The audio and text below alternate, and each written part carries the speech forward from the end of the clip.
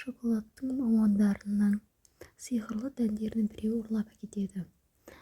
Амантоғай 7-ші сынып оқушысы Райл әрқашан ғажапқа сенетін, бірақ ол әлі күнге дейін шын сиқырлы көрген емес. Дегенмен қиял әлемінде бәрі мүмкін ғой. Райл өзінің қиял әлемі туралы әпкесімен жиі бөлісетін. Әпкесі Илья болса 8-ші сыныпта оқитын. Әдетте екеуінің әңгімесі аяқталған соң әпкесі сабақ оқы деп басын қатыратын. Күндердің бір күнінде сол қиял әлемінде бір шолу жасап жатқан еді. Бір кезде Райл тақтаға шық деген дауыс оны сиқырлы әлеммен мына шақаға кері қайтарды. «Иә, апай, маған айтасыз ба?»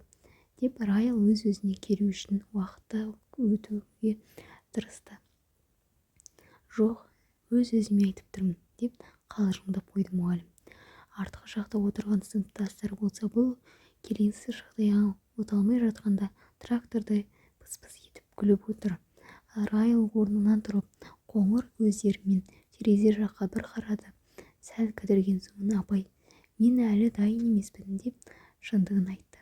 Биология пәнінің мұғалімі Толғын апай шыншыл оқушысының қасына келіп дәптерің де жоқ деп ашулана бастады. Қатты ұялған Райл басын төмен құлатып жатақханада ұмытып кетіппін деді кінәлі дауыспен. Сол кезде мұғалім «Осы басыңды неге ұмытып кетпейсің, а?» деп шынында ашуланғандай болды. Сол кезде Райл ішінен «Басыңды қалай ұмытасың? Иә, ол мүмкін емес қой. Осы кейбір мұғалімдерді түсінбеймін» деп ойлады. Иә, тек қана ол ойлайды. Дауыстап айту мүмкін емес еді. Бұл мұндай логикалық тұжырымның біріншісі емес еді, бірақ мыңдаған жете қоймаған шығар. Биология пәнінің мұғалімі Райлды құрметтейтін, өйткені ол үлгерімі өте жақсы және тәрбиелі оқушы еді. Бірақ мына дәптер ұмыту оқушылар арасында кеңінен жайылған сылтау болғандықтан ашулана тура келді. Райл шынында сол күні дәптерін ұмытып кеткен еді. Өйткені ол биология дәптерін фантастикалық роман жазып жүрген қалың дәптер арасында қалдырған кеткен болатын. Ол роман айдаһар жайлы еді және шын мәнінде қызық еді. Райл айдаһарларды түсінде көретін, үстіне мініп алып жауыздарды қырып жататын. 7-ші сынып оқитын бұл бозбаланың логикалық ойлау қабілеті жоғары дамыған еді. Ал оның қиял әлемінің тіпті шегі жоқ десе де болады. Кейде мықты мұғалімдердің өзі оның сұрақтарына жауап бере алмайтын. Мұғаліммен болған сұхбатында «Ағай, қайдан білесіз? Бәлкім өміріңізде осы бір түс шығар. Әлі ояна қоймаған шығармыз» деп ойландырып қоятын. Соңғы қоңырау да жақындап қалды. Ағылшын тілі пәнінің мұғалімі Айман Төреева қиындық тудырмаса, Райл беске шығуына ешқандай кедергі жоқ. Сонда соңғы қоңыраудан кейін республика деңгейіндегі курс сайысына бару керек. Финал мәреседе. Ал ертең ағылшын тілі шығарма қалай болатынын бір Құдай біледі. Ол мектебін қатты жақсы көретін еді. Кешке қарай тәрбиеші ағайына барып, ағылшын тілі пәні бойынша көмек сұрап еді. Диас ағайын оған бір батырлар жыры жайлы әңгіме айтып кетті.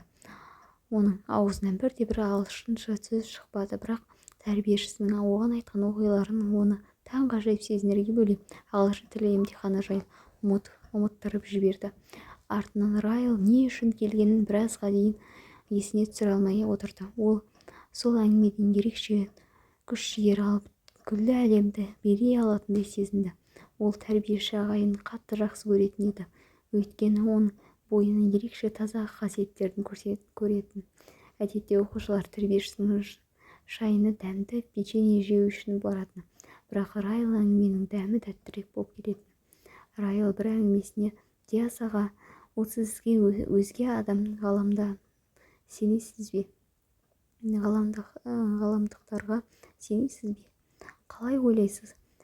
деп көптеп басын қатырып жүрген бір сауалын қойды. Диас қолындағы халіне печеньесін дастарханға қойып, «Қалай десем екен, сенем деуге де болады. Ғаламда тіпті қаншама планеталар бар. Сандары мыңдаған, миллиондаған.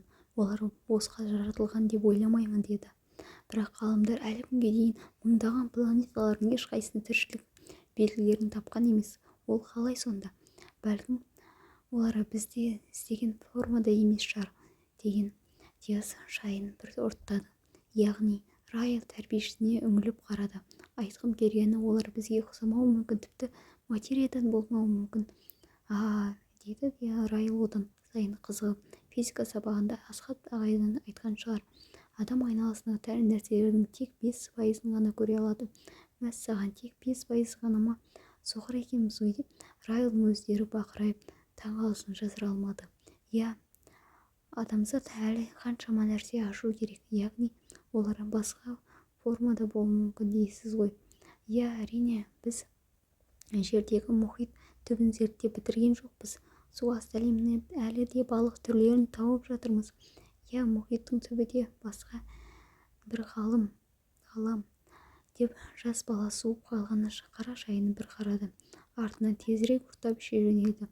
Сондықтан жас шәкірт көре алмасақ жоқ деген сөз емес. Адамзаттың алдында неше түрлі құпия толы әлемдер күтіп тұр.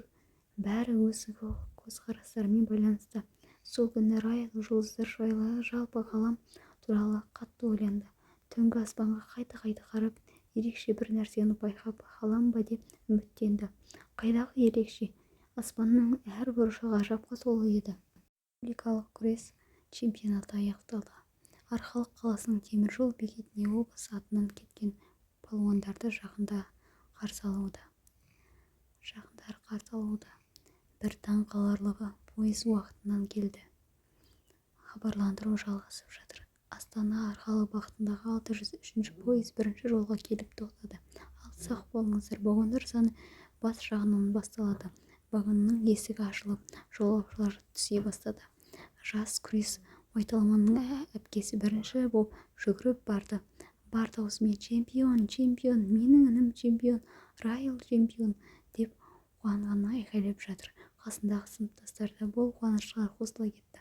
Жас жолаушылар медальдарын тағып алып түсіп жатты. Бәрі емес әрине. Күннің көзі медальға түсіп жарқ-жұрқ етеді. Оқушылардың достары шарлары мен гүлдермен қарсы алып жатты. Райл да өз кезегіне келгенде сөмкесін шығарып түсіп жатыр. Әпкесі жүгіріп барып құшақтай алды. Қалайсың чемпион, қалай жеттің деп сұрады. Сәлем әпке, бәрі жақсы. Сол пойыздың иісті санамағанда бәрі керемет. Құттықтаймын алтын медалыңмен. Рахмет, өзің қалайсың, бәрі жақсы ма? Деген сол еді. Достары келіп, сәлем Райл, құттықтаймыз, керемет деп жатыр. Сәлем чемпион, сәлем құтты болсын деп он шақты бала құттықтап қоршап алды. Сәлем жігіттер, қалдарың қалай, рахмет. Кел, көмектесіп жіберейік деп біреу оның сөмкесін ала кетті. Райл таксиге дейін жеткенше бір қызығын айтып жатыр.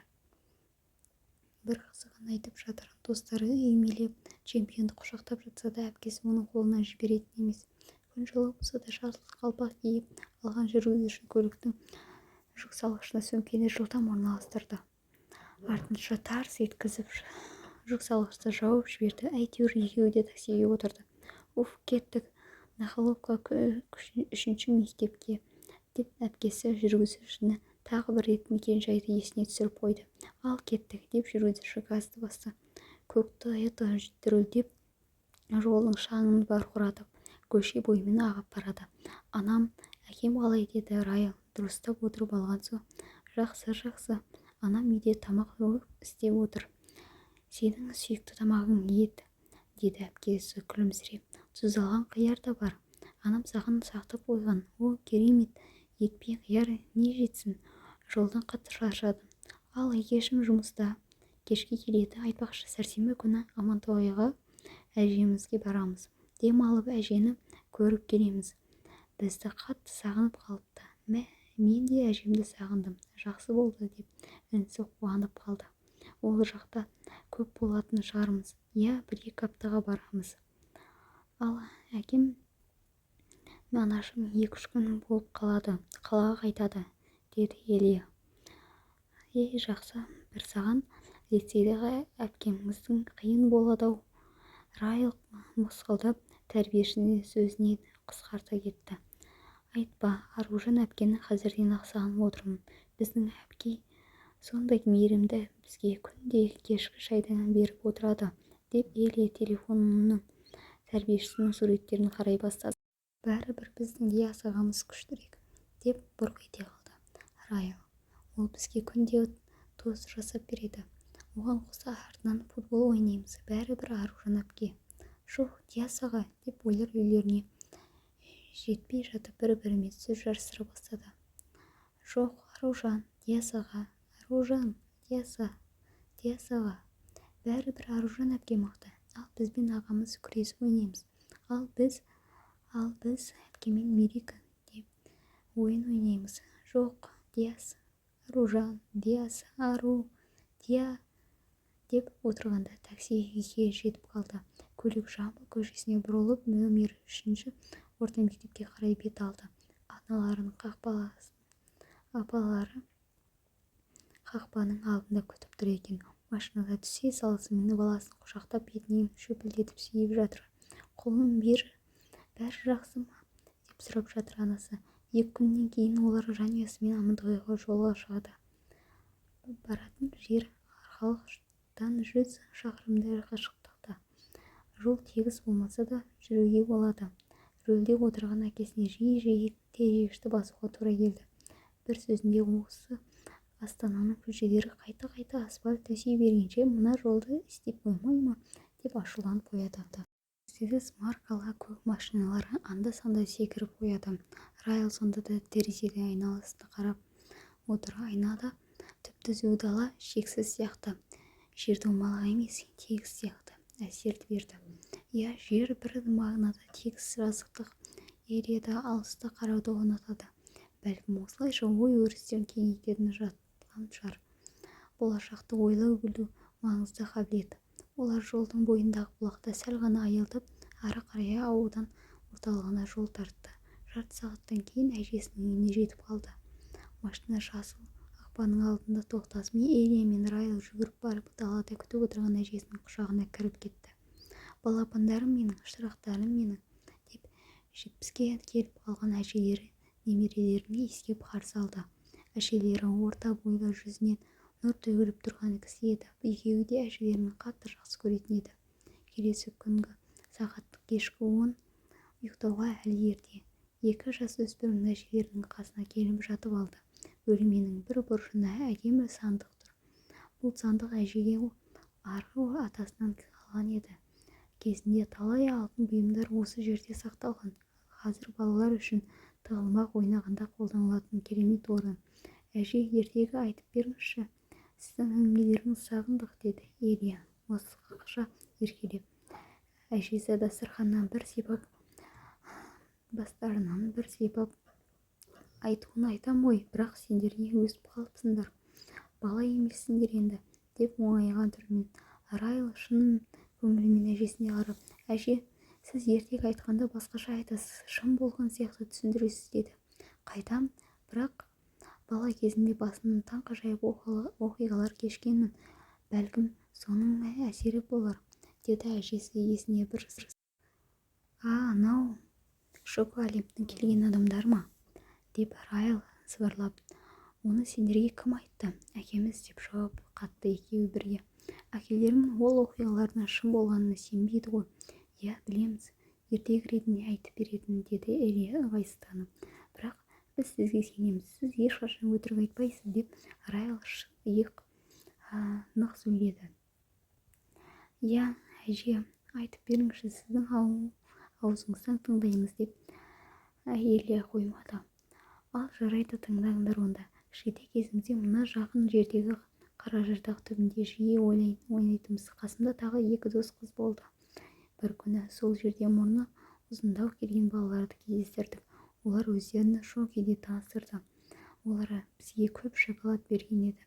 Біз олармен аз уақытта достасып кеттік. Олар бізге Шоко Олим деген жерді тұратынын айтты. Ондай жерді естімеппін, деді Элия бірден. Біз 3 қыз болып сол елге бардық. Шын ба, қалай, деп Райл шыдай алмай. Нақты қай жерде екенін есімде жоқ, бірақ сол Қаражардың қасындағы бір үңгірде арқылы Шокилердің еліне түстік. Мәссаған, сосын не болды? деп Райл тізерлеп отырып алды. оны бүкіл зейіні әжесіне болды. Жан жүрегімен тыңдап, оны ары қарай не болатынын күтіп отырды. Ол елбізгіне ұқсайды екен, бірақ үйлері шоколадтан жасалған деп әжелері жалғастырып келе жатыр еді. Әкелері бөлмеге кіріп келді. Райлдың көзіне қарап, апа, сол бет-бетіне ертегіні айтып отырсың ба? Деді Райл. Бірден ашуланып, ертегі емес, шын, деп әжесін қорғауға тырысты. Жарайды, аңыз ғой. Апа, медбике келді, дайындала бер, деп әкелері бөлмені жинастыра бастады. Туф, ең қызық жерге келгенде, деді Райл шыдай алмай.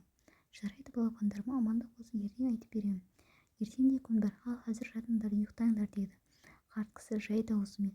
Жарайды, қайырлы түн, әже, деп екеуі әжелерінің бетінен бір сүйіп өз бөлмелеріне кетті. Ертегінің жалғасы келесі видеода.